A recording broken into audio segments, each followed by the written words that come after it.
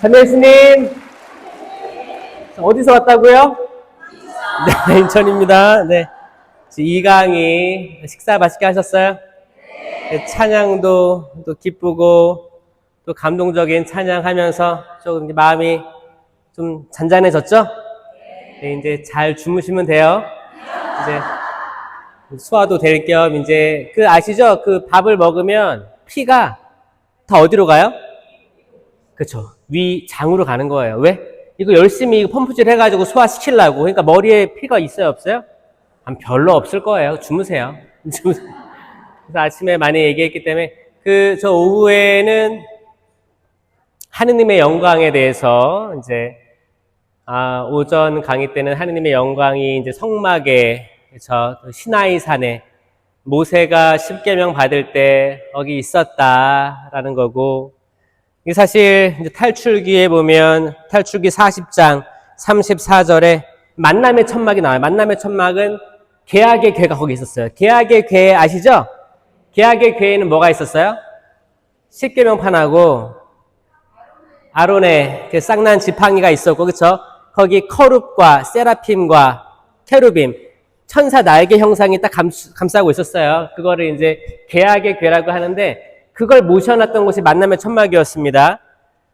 그래서 그때 구름이 만남의 천막을 덮고 주님의 영광이 그 성막에 가득 찼다라고 증언하면서 그 모세가 받은 십계명판, 십계명의 영광이 있는 거예요. 그렇죠? 하나님 영광이 머물러 있는 겁니다. 그러면 집회서에서는 어떻게 얘기하는지 한번 오늘 오후 강의 때 얘기를 하고자 합니다. 집회서 42장 이후의 말씀들이에요. 제목 자체가 하느님의 영광입니다. 하느님의 영광. 처음에는 자연 안에서 해와 달과 별, 하느님의 창조 업적을 통해서 하느님의 영광이 드러난다는 거예요. 주님의 업적이 그분의 말씀으로 이루어졌고 그분의 결정은 선의에서 나왔다. 자, 그분의 결정은 선의에서 나왔다. 아멘. 그분의 결정은 악의에서 나온 게 아닙니다. 선의에, 선의. 이 선의는 나중에 갈라디아서 5장 22절에 성령의 9가지 열매 중에 하나로 등장합니다. 이제 선의는 선행. 이거를 같이 쓰기도 하지만 성경에는 지금 새 번역에는 선의로 나왔어요. 이제 전의 번역은 선행으로 나왔고 9가지 열매 중에 하나예요. 때로는 여러분들 세상에 있는 악을 보시죠. 악을 경험하고 누군가의 말을 통해서 악을 체험하죠. 이 악이 존재하지 않아요? 악이 존재합니다. 그러면 이 악을 하느님이 창조하셨는가? 이게 굉장히 많은 사람들로부터 질문이 나와요. 천재지변부터 해가지고 쓰나미가 몰려오고 지진이 났고 어떤 데 가난한 나라에 지진이 나서 다 죽고, 그런 것들이 왜 하느님이 계시면 왜 그게 이루어졌느냐? 하느님이 계시다면 왜 그 공산주의가 점령을 하고 사람들을 핍박시키고 가난한 사람들은 더 가난해지고 부유한 사람은 더 부유해지고, 왜 정치권에는 악이 판을 쳐서 전혀 알지 못하는 곳으로 사실 우매한 백성들을 이끌어갈 수도 있고요. 우리가 많이 체험하는 거잖아요. 그러면 그 악의 기준이 되는 악마, 악령, 이 악령은 천지창조 안에서 하느님께서 만들어졌을까요? 만들었을까요? 아니면은 지가 생겼을까요? 뭘까요? 악의 개념에 대해서 여러분 어떻게 이해하고 계세요? 이 악을 잘 이해해야지 우리가 싸워야 될 적을 알 수 있습니다.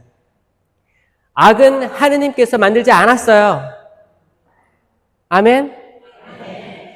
하느님은 다 좋은 걸 만드셨어요. 보시니 좋았다, 좋았다, 좋았다, 좋았다.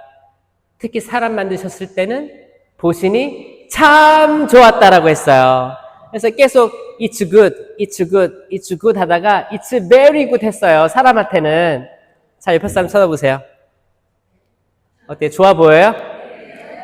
자, 해보세요. It's very good. Very good. 정말 진짜 좋은 거예요. 진짜 좋았어요. 하느님 보시기에 정말 좋았단 말이에요. 근데 악은 뭐냐? 악은 이해하려면 이 창조로 이해하는 게 아니고 하느님이 피조물에게 주신 자유의지를 통해서만 이해할 수 있습니다. 자유의지 받았죠? 프리윌이라고 합니다. 자유로운 의지예요. 이건 누구나 다 있어요. 사실 동물들도 있어요. 동물들도 자기 자유대로 뛰어놀고 들판을 뛰어다니고 뒹구르고 자기 자유의지잖아요. 모든 피조물엔 자유의지가 있는 거예요. 거기 뭐 식물들은 자유의지 없을까요? 식물들도 낮이 되면 광합성을 하고 밤이 되면 쉽니다. 자유의지예요. 하나님이 그렇게 만들어 주신 거예요. 그거를 내가 낮에는 광합성을 하면 안 되지. 멈출 수 없어요. 그냥 그렇게 창조된 거예요. 그러면 천사도 창조된 거예요. 천사에게 자유의지가 있죠. 자, 인간하고 천사만 얘기해 볼게요. 인간하고 천사 둘 다 자유의지가 있는데 문제는 뭐가 다르냐? 시간이 달라요. 시간. 사람은 생일이 있죠. 생일 언제예요? 혹시 6월 달에 있어요? 축하드려요. 그러면 시작한 날이 있어. 여러분 언제 돌아가실 거예요? 모르죠. 언젠가는 근데 갈 거 아니에요, 하느님께. 근데 간다는 건 확정이에요, 그렇죠? 언제 갈 거예요. 그러니까 잘 살아야지. 가끔 시작이 있고 끝이 있으면 이걸 뭐라고 해요? 이걸 유한하다고 그래요. 한계가 있다라고 합니다. 그러니까 한계가 있는 시간 안에서 인간은 살아요. 그러니까 우리의 모든 행동과 말과 행위가 다 한계 속에 있어요. 우리가 지은 죄도 한계 속에 머물러 있어요. 그러니까 내가 죄를 졌어 지금. 그러면 몇 월 며칠 몇 시 몇 분에 내가 죄를 지은 것뿐이에요. 멈춰 있어요.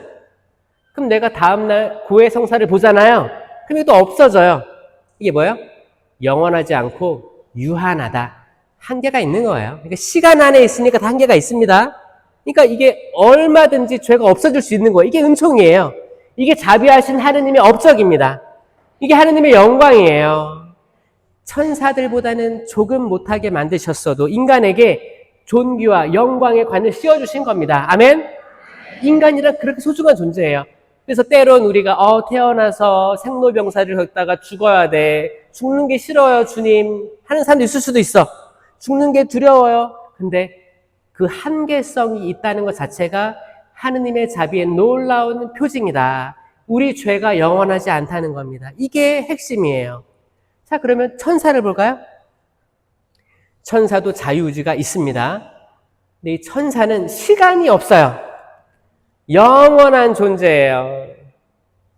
그럼 천사는 한번 하느님을 거스르면 이 결정이 영원해지는 거예요. 되돌릴 수 없습니다. 시간이 없다니까요? 천사는 시간이 없어요. 째깍째깍 흐르지 않아요. 어떤 건지 알겠죠? 개념 자체가 틀려요. 사람은 시간이 흐르잖아요. 그러니까 우리가 얼마든지 길을 돌릴 수 있어. 돌아온 탕자처럼 가다가 우리 집의 종은 그렇게 뭐 일을 하면서도 다 누리고 사는데 나는 이게 뭔가 아들인데 돌아가야겠다. 돌릴 수 있는 건 사람에게만 한정되어 있고 천사는 영이기 때문에 영적인 존재이기 때문에 그 결정이 영원합니다. 샛별이라고 불리우던 그가 추락합니다. 샛별은 천사예요. 아주 빛나는 천사, 아름다웠습니다. 루츠펠이라고 불리우던 그가 그 결정을 내려요. 뭐요? 나 반짝이는데? 빛나는데? 나 왠지 하느님보다 빛날 것 같은데? 추락이에요. 그 순간 추락입니다. 그건 되돌릴 수 없는 거예요. 그 영입니다. 그 영이 쭉 이어져 오고 있는 거예요. 그러니까 악마는 하느님이 만드신 게 아니고 천사가 자유의지로 악을 결정했다라고 이해하셔야 됩니다. 그러면 그 활동이 엄청날 거예요. 왜? 악마도 영적인 존재이기 때문에 눈에 보이지가 않아요. 영적인 존재는 기본적으로 눈에 보이지 않아요. 어떤 분들 천사를 봤다고 하시는 분들이 있지만 저는 그런 사람 만나면 그래요. 가슴 속에 곰곰이 새기고 입 밖으로 내지 마세요. 비밀이에요. 왜냐면 이제 사실 마리아에게 천사가 나타났던 것처럼 그리고 꿈에 뭐 계시라든지 사실 성경에 드러나는 것들이 있습니다. 근데 이제 뭐 성모님의 발현도 있고 우리가 뭐 과학적으로 증명하지 못하지만 일어나는 것들이 종종 있기 때문에 그냥 담아두라고 하는 거예요. 이게 왜냐하면 그걸 통해서 드러나는 열매를 통해서 그게 진짜였는지 가짜였는지를 구분할 수 있기 때문에 시간이 걸려요. 오상리 비오시무님도 그랬고 다양하게 그걸 식별하는 단계가 있잖아요. 성모님의 발현 기적들도 굉장히 오래됐어요. 수년이 수십 년이 지났는데 결정되고 그래 순례질 왔다 갔다 해도 된다 이렇게 선포하는 거예요. 왜? 열매가 좋았기 때문에. 그 열매는 뭐예요? 갈라티아서 5장 22절에 사랑, 기쁨, 평화, 인내, 친절, 선행, 성실, 온유, 절제 이 9개밖에 없어요. 이 열매들을 보는 거예요. 과연 이게 참 포도나무이신 예수 그리스도께 접붙인 가지들이 맺는 열매인가? 아니면 칠제종부터 해서 모든 시기와 질투, 잡다한 악에서 나오는 것들이 맺히면 일단 보류예요. 판단 보류예요. 판단 보류. 그 오상의 비오신부님도 굉장히 이제 골방에서 그런 오상들을 숨기라고 했죠. 숨기라고 했습니다. 순명으로 받아들였는데 그 오상의 비오신부님은 마음에 평화가 가득했어요. 만약에 내가 오상을 받아다 쳐요. 오상이야. 근데 여러분 오상은 5가지 상처는 악마도 줄 수 있어요. 악마도 줄 수 있습니다. 내가 받았다 쳐. 근데 장상이 이거 식별해 봐야 되니까 조용히 있어야 돼 했어요.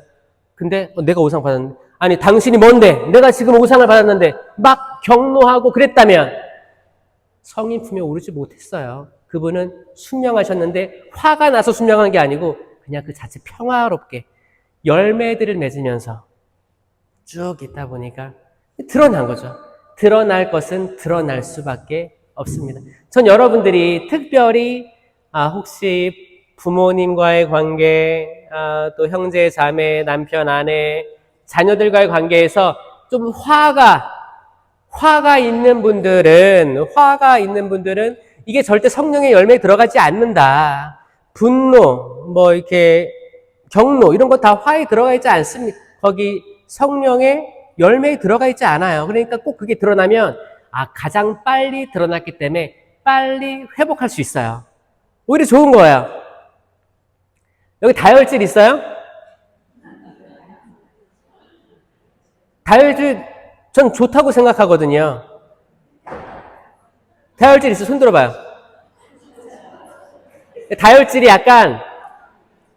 다혈질이 약간 좀 핍박을 받아요.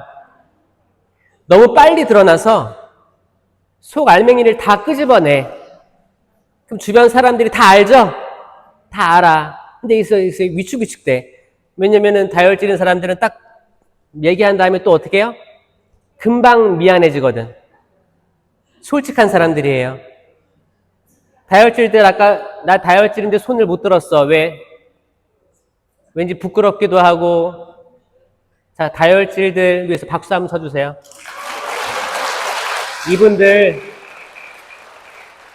이분들 열정들이 대단합니다. 대단해요. 피가 그렇게 흐르는 거예요. 하느님이 주신 좋은 탤런트들이에요. 근데 이제 급하게 또 바른 말을 하다 보니까 또 바른 걸 추진하다 보니까 그럴 수 있는데 이분들 오히려 깔끔한 거예요. 깔끔해요. 자기 감정을 그대로 드러내거든요. 굉장히 깔끔합니다. 깔끔해요. 정말 무서운 사람 뭔지 알아요?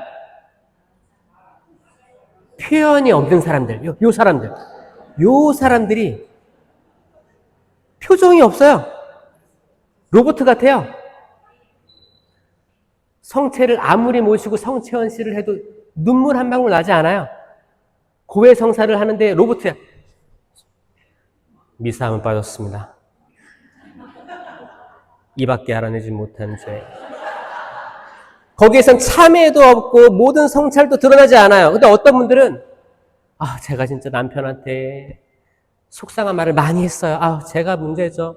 이런 말부터 해가지고 주저리 주님께 잘못했습니다. 이런 표현들 너무너무 아름다운 표현들이고 거기에 하느님의 영광이 머물 수밖에 없는데 정말 자기를 딱 포장한 사람이 있어요. 그럴듯하게 딱 차려입고 그럴듯한 가방 딱 들고 그럴듯하게 딱 미사포 딱 쓰고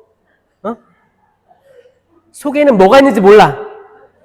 근데 겉에는 그럴싸해요. 이런 분들이 더 무서울 수 있어요. 그래서 저는 성령 기도회를 왜 좋아하냐? 적어도 성령 기도회는 감정이 드러나게끔 초대합니다. 믿겨지세요? 특히 찬양 봉사하시면 아시죠? 여러분들이 막 그렇게 열성을 다해서 하면 여기서 조금씩 변화가 일어나는 걸 보실 거예요. 그게 사실 기적이에요. 하느님의 영광이 그걸 드러냅니다. 왜? 목이 뻣뻣한 이스라엘 백성들은 약속의 땅에 들어가지 못했어요. 목이 뻣뻣하니까. 자, 여러분 목 좀 풀어보세요. 지금 자는 사람 있네 벌써. 자, 목 좀 풀고 잠에서 깨어나세요. 자, 일어나세요. 그래. 시원하죠? 또 돌려보세요. 이렇게. 목이 뻣뻣하니까 약속의 땅에 못 들어갔다는 건 엄청난 의미가 있는 거예요. 그렇지 않아요? 목이 뻣뻣하니까. 그걸 누가 뻣뻣하게 할까요? 악마입니다. 악마. 제가 명확히 말씀드릴게요. 왜? 사람은 보신이 참 좋게 만들어졌기 때문에 목이 뻣뻣할 수가 없어요. 이건 영적인 얘기를 하는 거예요. 지금 여러분의 어떤 사람은 목을 이렇게 주무르고 있어. 그래, 목이 뻣뻣한 거 알겠는데 저 영적인 얘기를 하는 거예요. 영적인 얘기를 하는 건 뭐냐면 목이 뻣뻣하다. 그러니까 내가 변화될 마음이 단 1도 없다. 이걸 얘기하는 겁니다.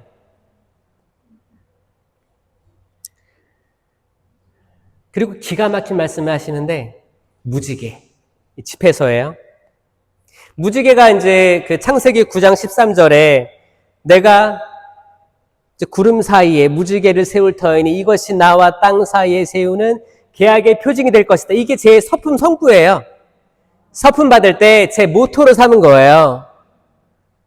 그때 저에게 영향을 준 차동엽 신부님도 그렇고 무지개 원리도 그렇고 또 제가 체험한 하느님도 희망의 하느님이었기 때문에 무지개로 간 거예요. 그래서 지금 티셔츠 가져온 게 티셔츠가 다 무지개잖아요. 이 무지개 이게 바다에 십자가 옆에 있습니다. 제가 그린 거예요. 제가 직접 그렸어요. 잘 그리죠? 그림 그렸어요. 제가 디자인해서 만든 거예요. 이 무지개가 집회서에 또 등장하는데 기가 막힌 거예요.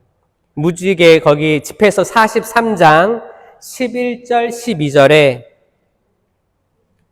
무지개를 바라보며 그것을 만드신 분을 찬미하여라. 아멘. 그 찬란함은 매우 아름답다. 아멘. 또 있어요. 무지개는 영광스러운 호를 그리며, 이 호는 이게 원이죠. 원을 그리며 하늘을 가로지른다. 영광스러운 호를 그리며, 영광스러운 이 곡선을 그리며 하늘을 가로지른다. 지극히 높으신 분의 손길이, 하느님의 손길이 그것을 펼쳐 놓으셨다. 아멘. 제가 호주에서 10년간 선교하면서 그때 호주 할아버지 신부님이 저에게 했던 말씀이 있어요. 폴, 제가 바오로니까 영어로 폴이에요. 폴, 너는 지금 한국의 50년 뒤를 보고 있다라고 하는 거예요. 그러니까 그 당시 제가 있었을 때 호주가 젊은 사제들이 없고 신자들은 많은데 25%나 되는 신자들이 있는데 세속화돼서 주일미사 겨우 나오고 성사 안 보고 이렇게 했거든요. 이러니까 열매가 안 맺히는 거잖아요. 근데 그때 그랬어요. 그 할아버지 신부님이 한국 지금 잘 되지 호주도 옛날에 잘 됐어. 그때도 잘 돼가지고 성당이 하나에서 세 개로 분가하고 그랬어. 근데 지금은 세 개가 하나로 통합되고 있어. 호주는 그래요. 한국도 하나가 분가되면 또 나가죠. 지금 여기 저전동은 거의 모분당이죠. 어머니 분당으로서 100년이 넘은 시간 동안 많이 배출했을 걸 생각해요. 분가했는데 나중에 신부님들이 줄어들면 통합될 수도 있어요. 그러니까 그 호주 신부님은 저한테 그랬던 거예요. 여기 50년 후다 한국에 그럴 수 있다. 그때 제가 호주에서 경험한 거, 호주는 그때만 해도 동성애 혼인, 동성 결혼 합법화 움직임이 있었습니다. 그게 한 8년을 갔는데 제가 그 시간을 다 겪어온 거예요. 전 그 결과도 보고 왔어요. 호주에서 어떻게 싸워왔고 어떻게 결론이 났는지도 보고 저는 그 10년이라는 시간이 있었기 때문에 보고 들어왔습니다. 그러니까 저는 미래에서 왔어요.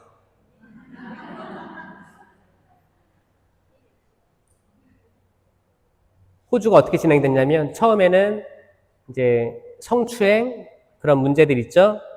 사제, 수도자, 다양한 성당에 봉사 오래 한 사람들의 어떤 문제들을 언론에서 막 끄집어내요. 막 끄집어내고 공론화 막 시키고 이미지를 추락시켜요. 그 다음에 법률이 계류되어 있는 아직 통과되지 않은 법들 중에서 특별히 이제 동성 결혼 합법화 같은 거를 상정을 막 합니다. 근데 그러다 막혀요. 안 돼요. 그러다가 마지막에는 어떻게 하냐면 국민투표를 붙입니다. 국민투표. 국민투표 무기명으로 하게 되면 어떤 현상이 나냐? 사람들은 기본적으로 착해요. 모든 사람들이 심성이 착해요. 그래서 어떤 사람들이 그런 동성 결혼을 그런 게 있는데 그 사람들이 괴로워하고 힘들다 라는 게 알게 되면 착한 사람들이 다 순수하고 착해. 그러니까 이걸 허락해주자. 그만 얘기하자. 허락해주자. 그때가 한 78%가 찬성이 나왔어요. 전 국민 투표에서. 저는 그걸 보고 왔어요. 그때 가톨릭 교회가 어떻게 했는지 아세요?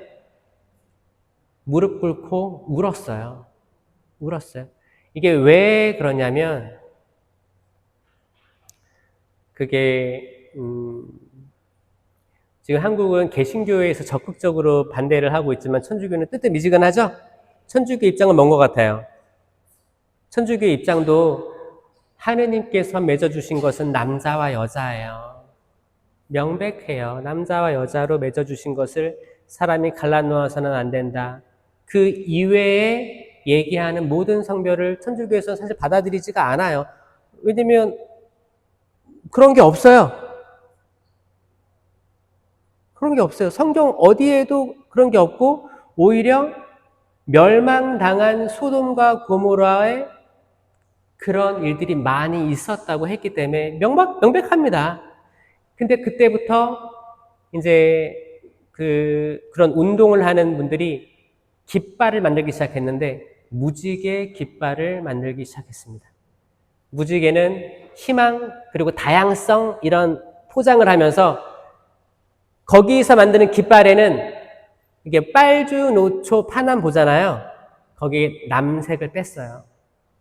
그 깃발에는. 남색을 뺀 게 중의적인 의미입니다. 그러니까 좀 왜곡해가지고 이제 깃발을 하는데 저는 그걸 보고 너무 슬펐어요. 내 서품 성경 구절이 무지개인데. 원래 무지개 뜻은 그게 아닌데.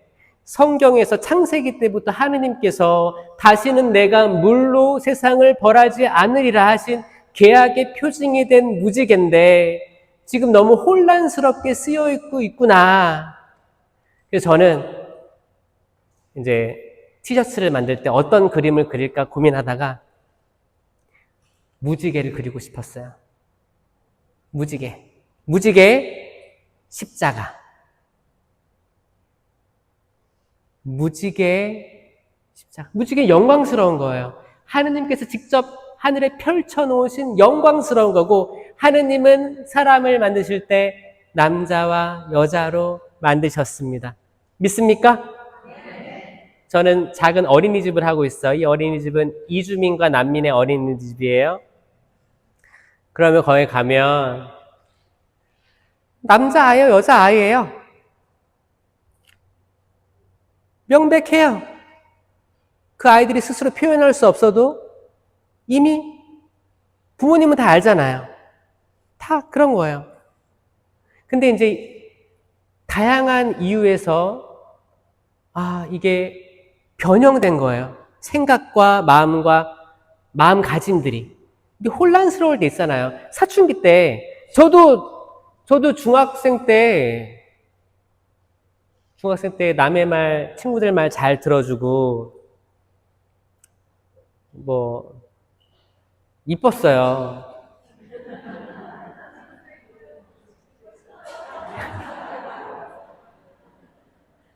그 저 군대 갔을 때는,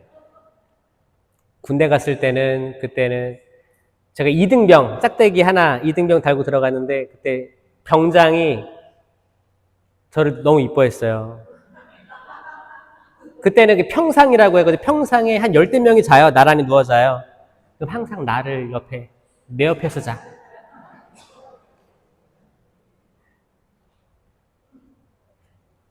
글쎄요. 뭐 그런 거 있을 수 있어요. 어떤 분은 여성으로 태어났지만 좀 이렇게 다부지고 좀 이렇게 약간 남성다움이 있는 사람이 있죠?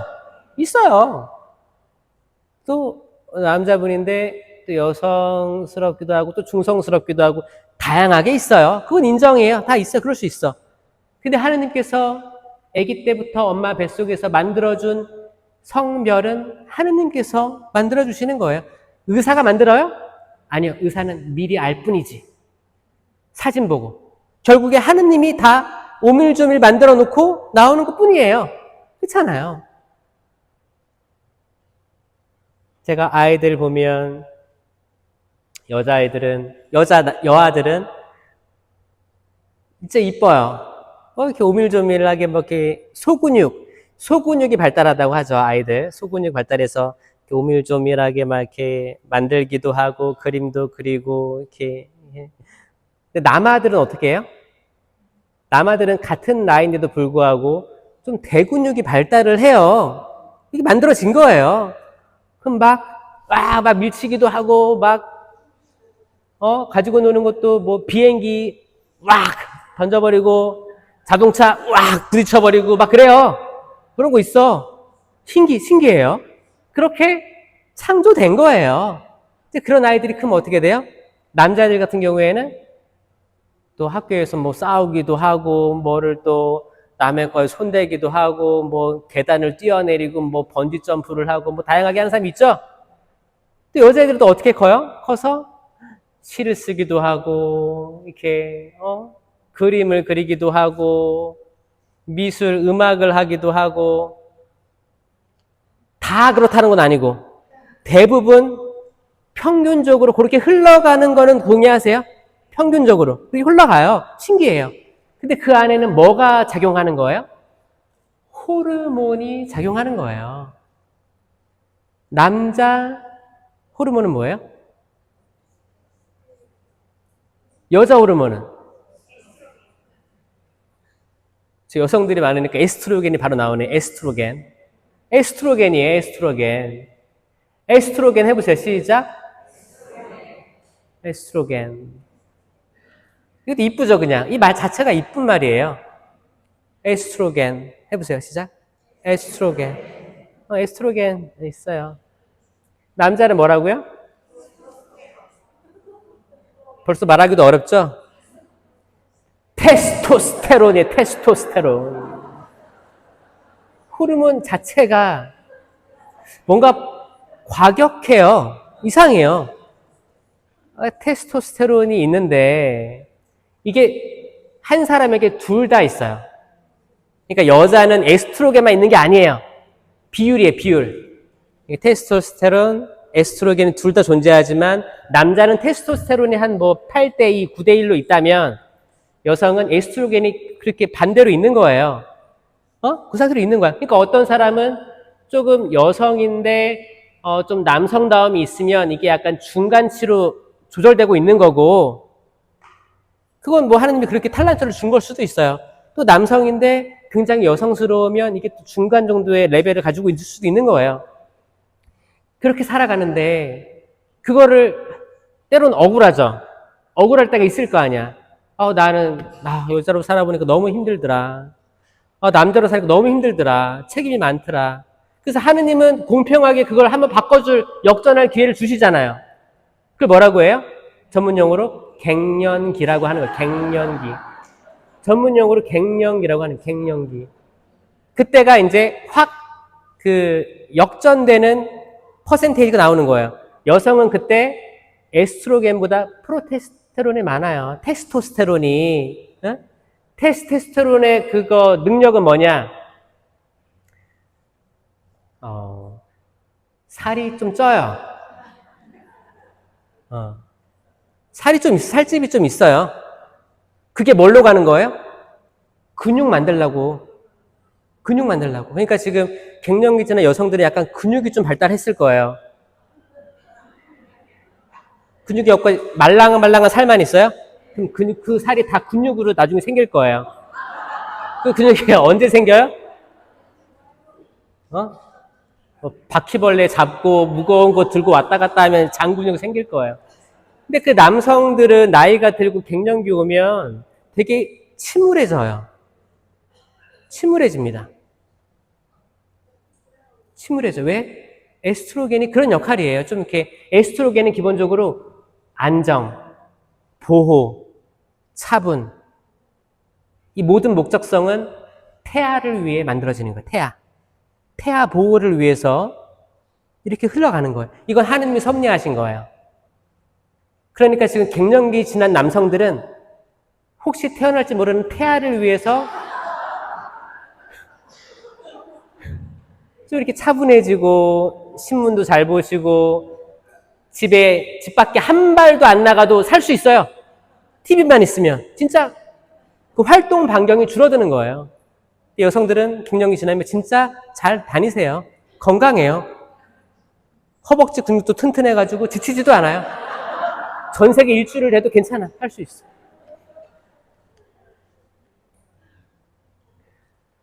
저는 남자와 여자로 만드신 하느님의 영광스러운 업적이 분명히 존재하고 그 둘을 하나로 만드는 성사혼, 이걸 믿어요. 그래서 여러분들도 기도를 많이 하시는 게 뭐냐면 여러분의 자녀 혹은 여러분의 손주, 손녀들이 미래에 만약에 아들인데 엄마 나 여자친구 데려왔어. 남자를 데려와요.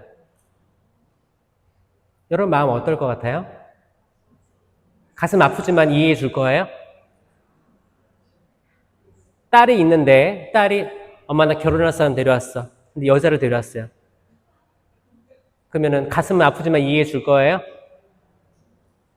그게 왜 안 되냐면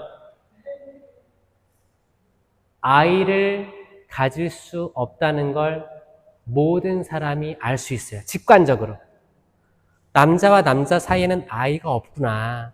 여자와 여자 사이에 아이가 있을 수가 없구나. 열매예요. 열매가 없으면 나무를 알 수 있는 거예요. 그래서 천주교는 확고합니다. 확고해요.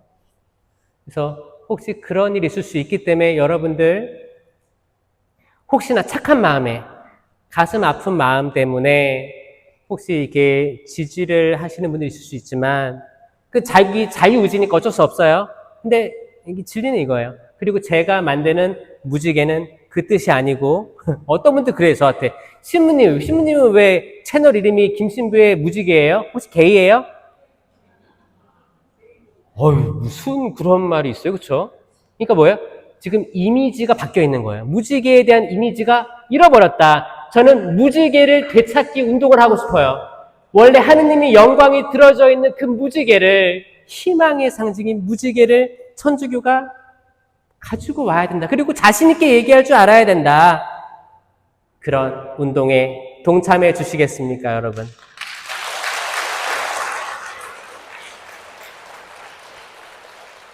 저는 여러분들의 아들, 딸들이 이쁘고 멋진 며느리, 사위 데리고 와서 자식들이 번성해서 아브라함이 하느님께서 아브라함에게 약속하신 밤하늘의 별을 봐라. 이 별들보다 더 많은 자손을 너에게 주겠다. 바다의 모래알을 봐라. 더 많은 자손을 약속해 주겠다. 그 말씀이 여러분들을 통해 이루어지길 바랍니다. 네. 여러분들 얘기해 주길 바라요. 신부님 저는 나이가 많아요. 걱정하지 마세요. 나이는 문제가 되질 않아요. 성경을 보니까. 그렇죠?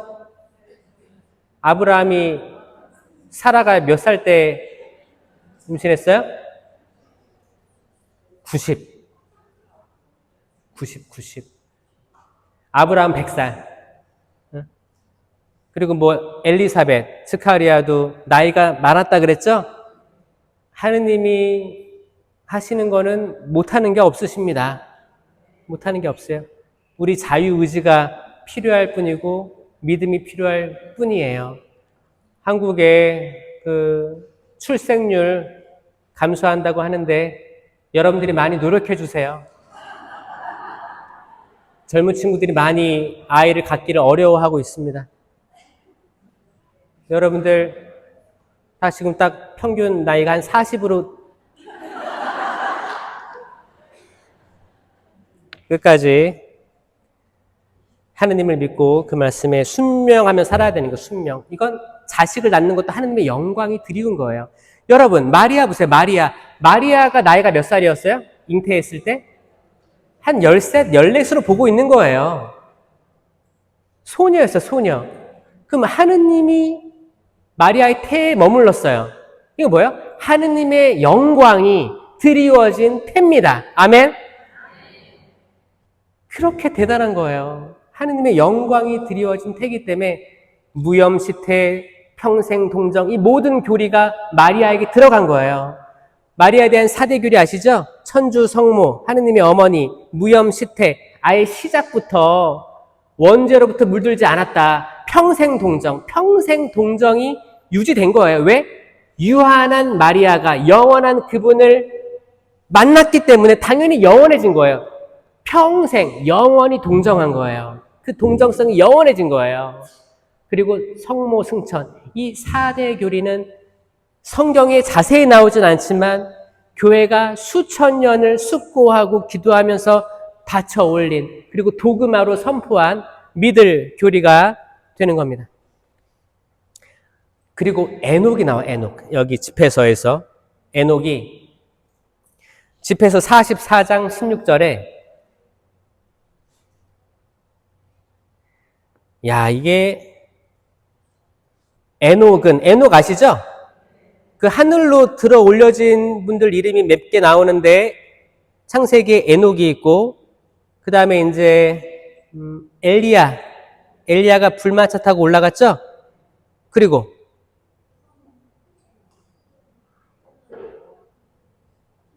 예수님이에요. 하늘로 올라가신 분, 성모님, 그렇죠? 그렇게 있죠. 자, 에녹에 대해서, 에녹은 창세기에 나오는 에녹은 그는 하느님과 함께 살다가 사라졌다. 하느님께서 그를 데려가신 것이다. 굉장히 짧은 말로만 끝내기 때문에 자세히 몰랐는데 이 집회서에서 그 이유를 얘기해 줍니다. 에녹은 주님을 기쁘게 해드린 뒤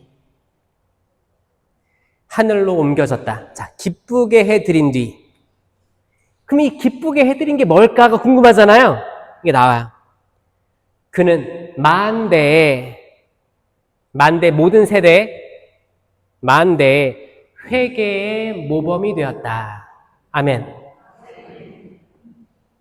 이게 뭘로 기쁘게 해드린지를 궁금해 했는데 회개의 모범이 되었다라는 표현을 통해서 에녹은 회개를 대충 한 게 아니고 진정한 회개를 통해 주님을 기쁘게 해드렸고 그는 하늘에 이르렀다는 겁니다. 아멘?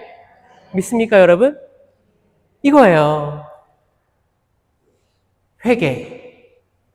여러분, 회개 좋아하시죠? 우리가 좋아하는 회개는 뭐예요? 돈, 회개. 아이 말고 여의, 회개. 남편이 얼마 벌고, 누가 얼마 벌고, 그럼 우리 가계부 지출은 어느 정도 해야 되고, 뭘 사야 되고, 어디에 투자해야 되고, 오늘 얼마 써야 되고, 오늘 헌금은 얼마나 해야 되고, 조금만 하자.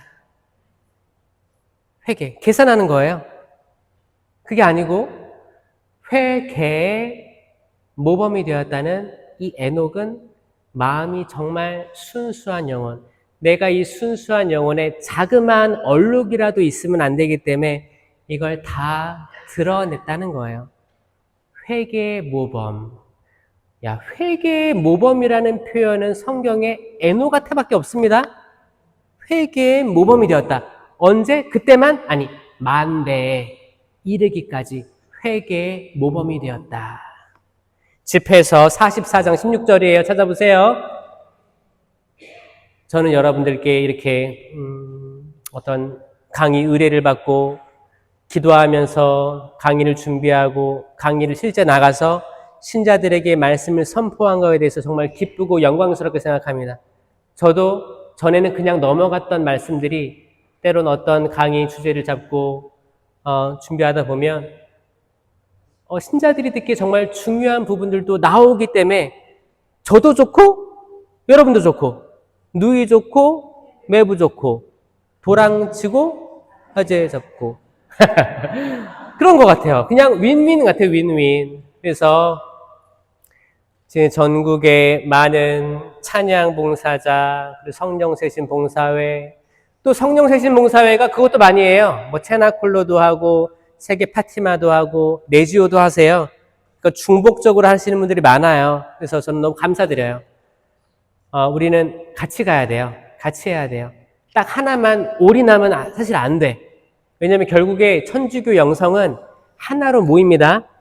하나로 모여요. 모일 수밖에 없어요. 나는 오랜 역사를 가지고 성령 세신의 봉사를 했어. 난 성령파. 다른 사람은 나는 진짜 난 영세 받고 나서부터 레지오 들어가가지고 지금까지도 레지오 하고 있어. 수십 년 했어. 뭐 체나콜로. 근데 다음 단체들을 관심이 없어. 내 것만 중요하고. 이러면 결국에 악마가 유혹하기 아주 좋은 타겟이 될 수밖에 없어요. 그게 안 돼요. 결국에는 성체 신심으로 모여져야 돼요. 자 보세요. 등급을 매겨드릴게요. 제일 위에 있는 영성이 뭐냐? 하느님 영성 따라해보세요. 하느님인데 삼위일체예요. 삼위일체. 그러면 하느님, 예수님, 성령이죠? 성체는 예수님이에요. 그러니까 성체 신심, 그리고 성령 있죠? 성령 쇄신. 자, 요 영성이 하느님 영성이에요. 아멘? 이걸 확실히 알고 가자고요. 그럼 마리아, 성모 신심은 하느님 신심이에요? 아니에요. 여기서 약간 차이가 납니다. 마리아 신심은 뭐가 있어요? 레지오, 체나콜로, 세계 파티마, 뭐 그런 게 있어요. 근데 이건 절대 하느님 신심이 동등해 줄 수 없어요. 이제 하느님은 흠숭지례라고 하죠. 마리아는 뭐라고 해요? 공경이에요, 공경자. 마리아를 흠숭할 수 없어요. 할 수 없어요. 그래서, 혹시나 근데 기도하기 편한 분들이 마리아라고 부르는 사람들이 있긴 있어요. 근데 그 어머니처럼 따뜻하기 때문에. 근데 어머니한테 잘 온전히 들어가 있는 이들은 또 어머니 마리아는 성령과 함께 계시는 배필이기 때문에 열매를 보고 그 나무를 알 수 있어요. 근데 잘못된 분들은 마리아에 대한 맹목, 그리고 성경 읽지 않아, 영성체 자주 안 모셔, 마리아 따라다니는, 전 세계 따라가는 분들이 있어요. 몇 번을 가도 성에 안 차는 사람들이 있어. 특히 성모 순례지. 그런데 그거는 잘못될 우려가 크다. 왜냐? 열매가 그렇게 떠오르지 않고 삼위일체이신 하느님 신심에서 좀 벗어날 수 있기 때문에. 그렇잖아요. 그러니까 안전한 건 결국엔 성체가 되는 거예요. 성체. 예수님 그리고 성령으로 인하여 미사 전체가 성령으로 변화되니까 이 삼위일체 신심을 가장 우선순위로 하고 통합돼야 돼요. 혹시나 단체끼리 약간 수싸움 하거나 우리가 더 많네, 전애가 더 많네, 야 누가 더 많아, 뭐 그런 것들은 정말 악마가 유혹하기 딱 좋은 형국이다. 그럴 때는 빨리 식별하셔가지고 거기서 나오셔야 돼요. 도망 나오셔야 돼요. 하느님의 영광이 있는 자리, 제대예요. 제단. 미사가 이루어지는 이곳. 여기서 아까 한 성채연 씨처럼 성광이 올려져 있을 수 있는 이 제대. 여기가 하느님의 영광이 있는 거예요. 그래서 이 제대 근처를 떠나지 마세요. 미사 갈 때, 평일 미사 갈 때도 일반적으로 많은 사람들이 뒷자리에 앉아요. 왜? 강복 주기도 전에 빨리 가려고 집에 차 빼려고. 거기는 우선순위가 바뀌어 있는 거예요. 우선순위가 뭐예요? 빨리 차를 빼서 점심 먹으러 가든지 어디 갈 데가 있으니까 그런 거예요. 성당 대부분 앞자리가 좀 벼 있더라고요. 어딜 일반적인 미사에 가보면 여러분들만이라도 앞자리로 제대 근처로 오시려고 노력해야 돼요. 그렇지 않아요? 아니 하느님의 영광이 여기에 머물러 있잖아요. 가까이 오고 싶지 않아요? 아이씨님 아니에요. 저는 맨 뒤에서 하느님의 영광 극장에 영화 보러 왔어요? 아니잖아. 최대한 앞으로 나가려고 노력해야 돼요. 그렇다고 막 싸우라는 말은 아니에요. 갈 수 있으면. 자리도 좀 옮겨보고 맨날 그 자리에 앉지 말고 미사 가서. 그러니까 이게 다 연결되어 있더라고요. 그러니까 자리가 고정되어 있으니까 평화 인사 때 우리가 그런 인사밖에 못하는 것 같았어요. 근데 오늘처럼 이렇게 다 다양하게 온데는 다 새로운 사람이니까 반갑게 인사할 수 있어요. 근데 평일 미사 같은 경우에는 맨날 그 사람이 그 사람이거든. 그럼 뭐예요? 근데 맨날 고정된 자리에 앉아 있어. 그러면은 평화 인사 때 너 왔어? 똑같은 사람만 맨날 인사하는 거야. 그러면 인사 안 하게 돼요, 나중에. 그냥. 앞자리도 다니고, 어떤 사람은 또 방석도 앞에 깔아놓고 자기 자리 지정해 놓은 사람도. 그리고 또 안 나와. 그럼 신문 볼 때 딱 보이지. 방석 깔아놓고 안 나왔네.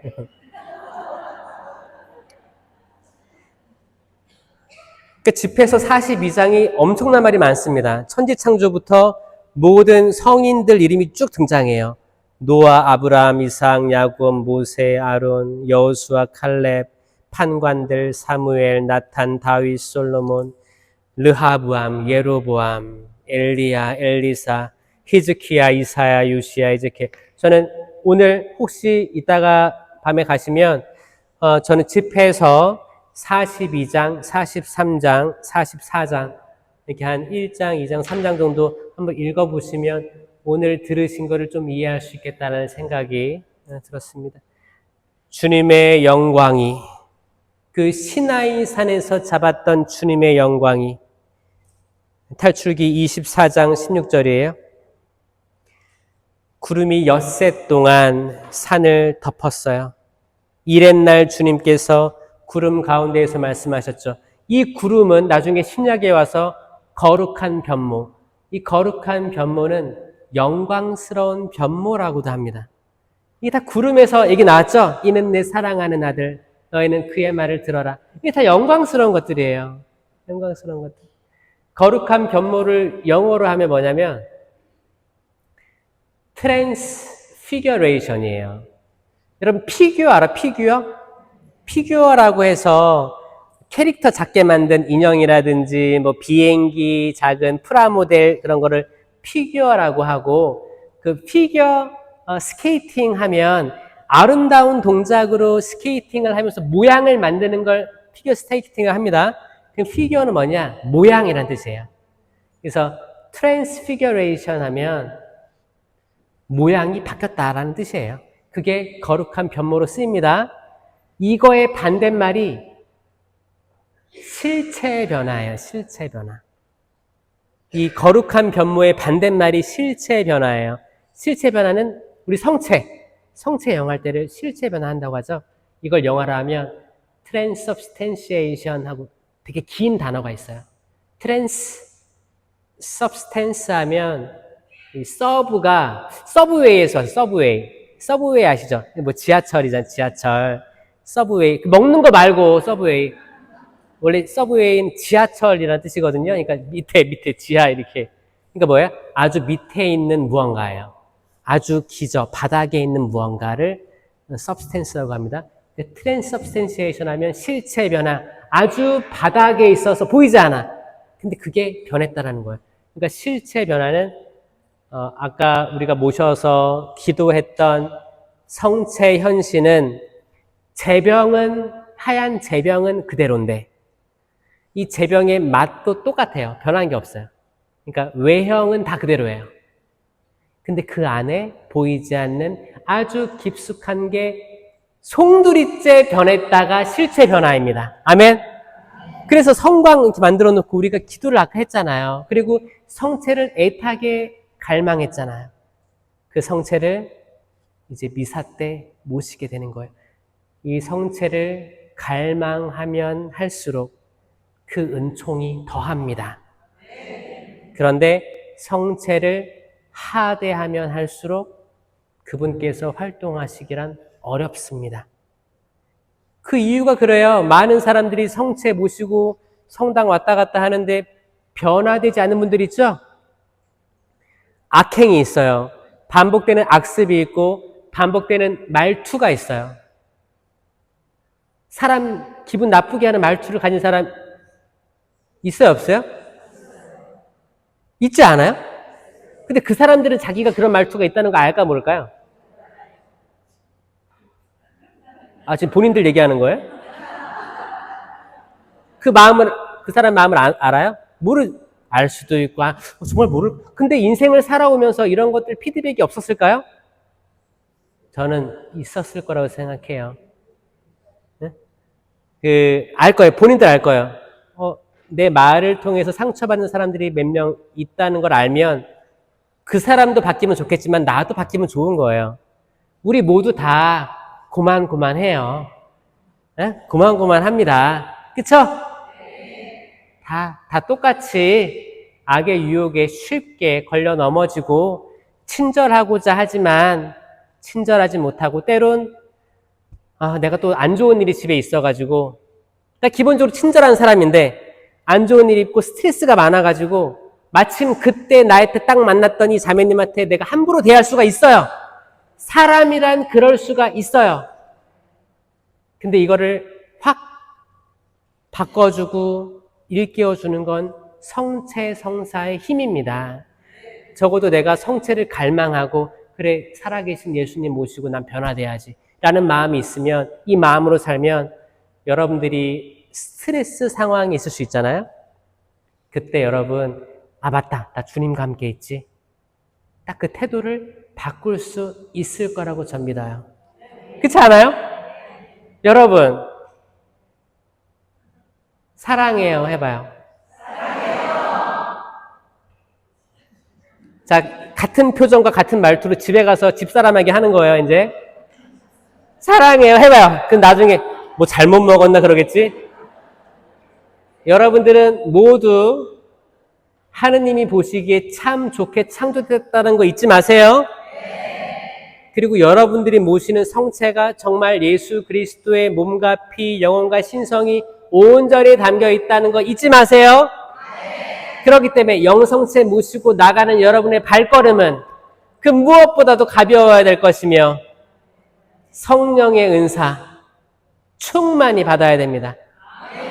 성령의 은사는 지혜, 이게 제가 동작을 만들었어요. 사람들이 이거를 못 외우더라고요. 맨날 책만 봐. 그러니까 뭐예요? 두뇌를 잘 안 써요. 하느님이 주신 두뇌를. 어쩔 때 많이 써요? 드라마 볼 때만 많이 쓰고, 어떤 어르신은, 또 이렇게 아들이 오랜만에 집에 가면, 지금 어머니가 지금 16부작 마지막 기를 보고 있대. 뭐하고 보고 있는 거야. 근데 자식들이 왔어. 그러면은 1편부터 15편까지를 요약해 준대. 아들, 딸들한테. 그렇게 기억력이 좋은데 10계명의 성령의 은사 열매가 안 외워지는 건 정말 악이 방해해서다라고 생각합니다. 지금도 전국에 퍼져 있는 은사 뽑기, 이건 전 세계 대한민국밖에 없습니다. 이건 저는 지극히 무속적인 영향이 퍼져 있다고 생각하고 그걸 뽑아서 얻는 것만 내 은사가 된다면 그것만큼 미신이 없다고 생각해요. 뽑는 게 재미있어서 하긴 하겠지만 저는 그냥 다 적어서 나눠줬으면 좋겠어요. 똑같이. 왜냐면 그게 사실 있어요. 저도 이제 호주에서 오래 살다가 와서 보니까 그런 현상이 있었기 때문에 얘기할 수 있는 거예요. 저는 은사 뽑기에 모든 걸 걸지 말았으면 좋겠다는 생각을 합니다. 그래서 지혜 따라해보세요. 지혜. 이게 내 눈으로 보는 게 아니고 쌍안경이에요. 쌍안경. 멀리 보는 거예요. 하느님의 눈으로 볼 수 있는 은사예요. 지식. 우리 두뇌로 하느님에 대한 알물, 지식을 쌓는 거예요. 이해. 하느님의 말씀을 듣고 깨닫고 이해할 수 있는 은사예요. 의견은 나와 하느님의 의견이 다를 수 있어요. 그럼 하느님 손을 들어줘야 돼요. 나와 내 아내의 의견이 다를 수 있어. 근데 내 아내의 의견이 하느님 뜻에 맞다고 생각되면 내 의견을 접는 거예요. 내 의견 접고 상대방을 의견을 따르는 거예요. 그러니까 나를 접는 은사예요. 하느님 의견에 따르는 거예요. 지혜, 지식, 이해, 의견까지 했죠? 굿셈. 다 아시죠? 굿셈. 그 다음에 효경. 효경 합장하는 효경은 하느님께 대한 효예요. 그런데 질문은 그거지. 나는 살아계신 부모님 혹은 돌아가신 부모님께 효를 다하지 않으면서 보이지 않는 하느님께 효를 다한다고 입만 나불대진 않는가? 그런 거예요. 나는 실제로. 왜냐면 하느님께서 부모를 공경하라고 했잖아요. 그렇죠? 자녀들이 상처가 많아서 공경 못하는 분들이 있거든요. 특별히 오늘 안수 받으실 때 그런 것들 저는 회복되셨으면 좋겠어요. 부모님들 혹시 돌아가신 분들이 있잖아요. 근데 살아생전에 나에게 좀 잘못한 게 있을 수도 있잖아요. 그거 용서해 주세요. 아주 좋은 기회예요. 용서해 주세요. 그리고 용서해 주고 또 용서를 청하셔야 돼요. 아마 여러분도 자녀 시절에 잘못한 게 있었을 거예요. 근데 마침 그냥 내가 마냥 희생자인 것처럼 하는 게 아니고 그래야 돼요. 그게 화해예요. 일방적인 거 말고 양방향으로 가야 돼요. 연미사 때 기억해 주시고 돌아가신 분들 혹시 살아계시다면 잘 해주세요. 네? 그리고 좋은 얘기도 많이 나누시고 식사도 하시고 문자도 가끔 하시고. 네? 근데 신부님 저는 알겠는데 제 자녀들이 연락이 없습니다. 그래서 해줄 수 있지. 그쵸? 다들 서울 가가지고 일하고 있죠. 공부하고 있죠. 연락이 없죠. 의절했어요? 아예? 나갔어? 특별히 그런 분들은 내적 치유가 필요하기 때문에 안수 받으실 때 주님, 내 어머니와 내 아버지가 너를 버릴지라도 나는 너를 영원히 버리지 않겠다라고 하신 주님, 지금 제가 자녀들에게 서운한 점이 많습니다. 하지만 그들 나름대로 사연이 있겠죠. 일단 오늘 저 내적으로 치유해 주소서 기도하시면서 안수 받으면 그게 작동할 거예요. 하느님의 영광이 머무는 이곳에서 치유들이 일어나리라 믿습니다. 그리고 과거의 모든 상처들, 얽히고 설킨 그런 매듭들이 있을 수 있어요. 그 매듭들이 하느님의 영광의 자리에서 모든 것들이 본래의 자리로 돌아가길 희망합니다. 아멘. 마지막으로 이제 3시에 미사가 있을 텐데 또 오늘 성모님 축일 미사가 진행될 거고 여유 있게 2시간 잡았어요. 그래서 또 강론 때 좀 더 얘기하고 이제 안수 지도신부님과 같이 드리도록 할 텐데 여러분들이 오늘 오신 거에 대해서 자부심을 가졌으면 좋겠습니다. 오늘 하루 종일 또 쉴 수도 있고 다른 데 갈 수도 있었지만 내가 오늘 저전동 성당이라는 곳에 와서 성령 대축제에 참여했다는 거에 대해서 자부심을 가지시기 바랍니다. 하느님의 영광이 이 자리에 있기 때문입니다.